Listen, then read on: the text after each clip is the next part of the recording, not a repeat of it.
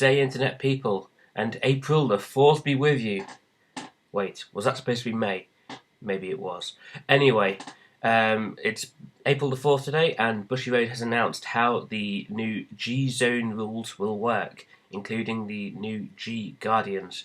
And all these rules come into effect in English from May the 20th, which is the same day that this new Fighters Collection releases, as you will be aware, probably. And in that set, every main clan, except I think stuff like Token Ranbu, will be getting a G-Guardian for that set as well, as a double rare.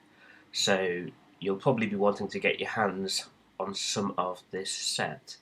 Now, the first big change is that the number of G units you can have in your deck has been increased. It hasn't been increased by 4, up to 12. It's been increased to 16.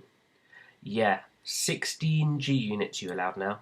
That's a lot of G units, and it doesn't seem that there's any restriction as to how you break those 16 G units down as such. But there are certain restrictions on when you can guard and how you can guard with your G units.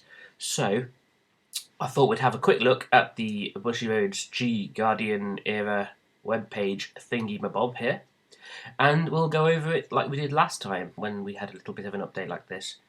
Behold the new era, introducing G-Guardian. What is a G-Guardian? G-Guardian is a defensive G unit that allows you to protect yourself from an opponent's attack. With the introduction of G-Guardian, the maximum card limit in the G-Zone will be increased to 16 cards. So, basically, here you can see the Gear Chronicle one over on the side there. You can just about make her skill out if you squint super closely at the card. Basically, when she is placed in the Guardian Circle, you can return a normal unit and a trigger unit to the from your drop zone to the bottom of your deck. And if you do that, then you're able to use the extra 5,000 on the shield, turning her into a 20,000 shield, which is pretty crazy. Kind of reading it as we go. So, yeah, what's great about a G-Guardian? Point 1. A powerful card with 15,000 shield that can be used when conditions are met. G-Guardians call to the Guardian Circle work in the same way as normal Guardian. The power of the unit being attacked increases by the shield of the G-Guardians. Compared to a normal Guardian card, a G-Guardian has a larger shield value and also has additional abilities. It is a super strong Guardian, as you can see here. And a G-Guardian does help to fulfill the conditions for activating GB. At the end of the battle, the G-Guardian is put into the G-Zone face up. Face-up G-Guardians in the G-Zone count towards fulfilling the conditions for the generation break, so it will now be easier to activate the GB.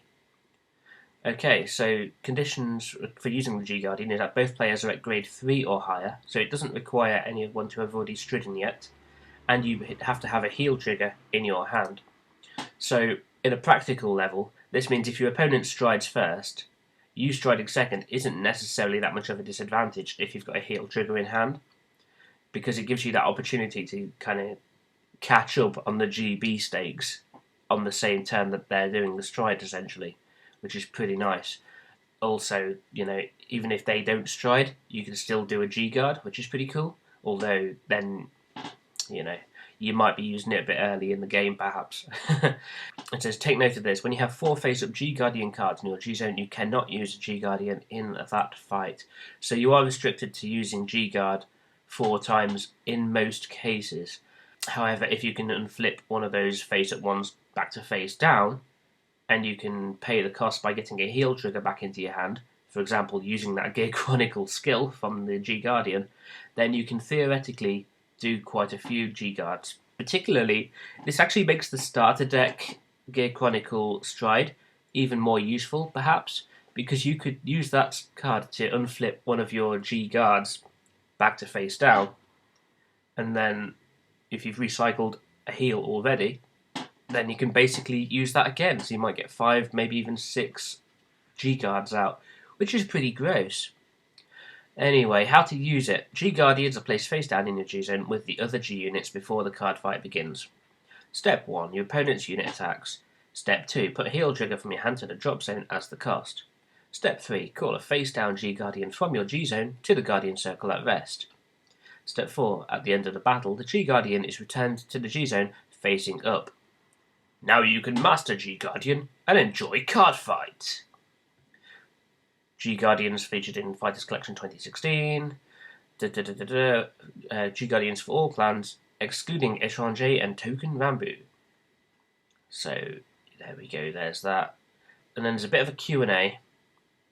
So we got, what is a G Guardian? A G Guardian is a G unit with the ability to be placed on the Guardian circle during your opponent's turn. When your opponent's unit attacks, you may discard a heal trigger from your hand, call a face-down G Guardian card from the G zone to the Guardian zone. Can I include as many G Guardians as I wish in my deck? Yes. You may include any number of G Guardians you wish in your deck, as long as you do not exceed the maximum of 16 cards in your G zone.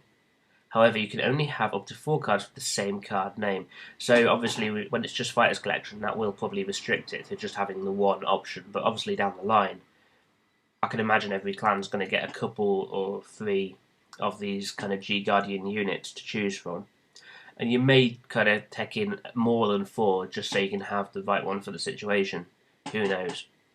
When could G Guardians be used in tournaments? They could be used from May the 20th, 2016 onwards, which is the release date of Fighters Collection. When my Vanguard is at grade 3, can I call a grade 4 G Guardian? Yes, you can.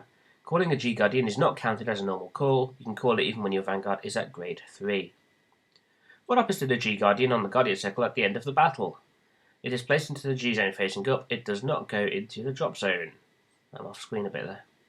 When considering the number of face-up G units in the G zone, is the number of face-up G Guardians also considered? Yes, it is. If there is one face-up G Guardian in my G zone, are the GB1 abilities of my units valid? Yes, they are. As G Guardians are G units, the requirement for GB1 is fulfilled.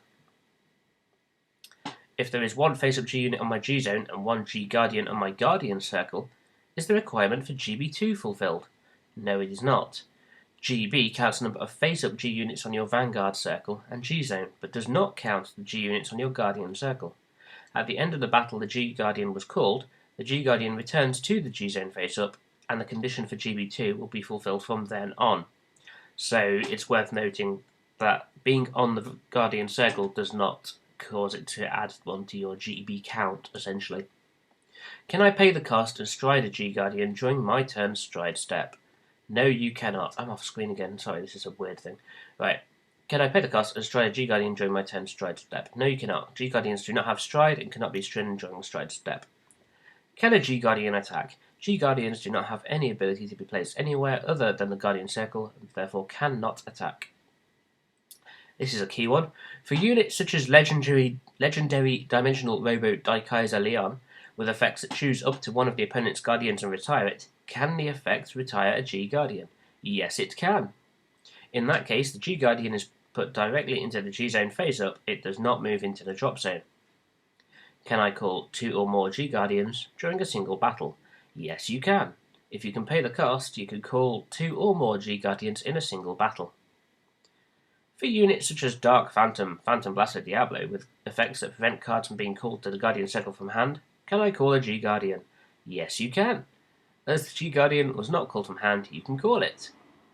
That also works for Silent Tom, and the Fighters Collection, some like Goddess Yagatarasu thing. You can call a G Guardian, but it does not go into the soul. So many of these Q&As.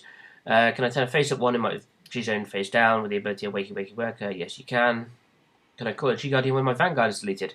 Basically, yes, but you don't turn your Vanguard straight up because you're not actually striding him. Can I put cards other than heal triggers to the drop zone when paying the cost to call a G Guardian? No, you can only put a heal trigger to the drop zone for the cost. When I add a card to my hand with G Assist and need to remove face-down units from my G zone, can I choose to remove G Guardians? Yes, you can. As a condition for G Guardians, number of face-up Guardians in the G zone is 3 or less, the Guardians that are removed are not counted towards that condition. And when there are 4 face-up G Guardians and heal triggers are returned to the deck from the drop zone by Legion or other effects, and I draw a heal trigger once more, can I call a G Guardian? Can you even see this? Hang on a minute. There we go. No, you cannot. As the condition to use G Guardians, the number of face-up G Guardians in the G zone is 3 or less, you cannot call 3 Guardians. If a face-up G Guardian in the G zone was turned face down by some method or another, it would be possible to call G Guardians 5 times or more in a single game. And the final question, is the number of times G Guardian can be used in one game restricted to 4 or less? No, the number of times can be more or less depending on the situation. If face down G Guardian in a G zone was turned face up by the ability of another G unit, the number of times you can use the G Guardian is reduced. And if a face up G Guardian in G zone was turned face down by an effect that turns face up cards in the G zone face down, the number of times is increased. So there you go, that's the quick run over of all of those rules as on the Bushiroad website at the moment. They haven't showed off many of the cards yet. We've seen a few sneak peeks on the anime so far, and there is this little chap or girl who you can see here is basically an updated version of the heal trigger from the Gear Chronicle deck, and that one particularly I think will be a very, very powerful G Guardian that pretty much every Gear Chronicle player ever will want to run. I can't imagine you not wanting to run that. But yeah, that's it. So, with this in mind, let us know what you think of the G Guardians, what you think of the 16 G unit restriction, more importantly perhaps, because that's going to change a lot of strategy. Before having only 8, it kind of made you have to really kind of think, which units do I want to take, what do I sacrifice? Now you can pretty much bring in almost everything you want into your G zone. Is that a good thing? Is that a bad thing? What do you reckon? I'd love to know what you think, and yeah, post your comments down below, and we'll see you again very soon indeed.